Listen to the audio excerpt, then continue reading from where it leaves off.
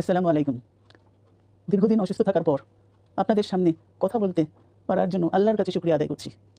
আমার কারাবন্দী অবস্থায় আপনারা আমার কারামুক্তি ও রোগ মুক্তির জন্য সংগ্রাম করেছেন, দোয়া করেছেন। সেজন্য আমি আপনাদের সকলকে ধন্যবাদ জানাচ্ছি। দীর্ঘ আন্দোলন সংগ্রাম ও ত্যাগের মধ্য দিয়ে আমরা ফ্যাসিবাদী অবৈধ সরকারের কাছ থেকে মুক্তি পেয়েছি। আমি আন্তরিক ধন্যবাদ জানাতে চাই আমাদের বীর সন্তানদের, যারা মরণপণ সংগ্রাম করে এই অসম্ভবকে সম্ভব করেছে। শত শত শহীদদের জানাই শ্রদ্ধা।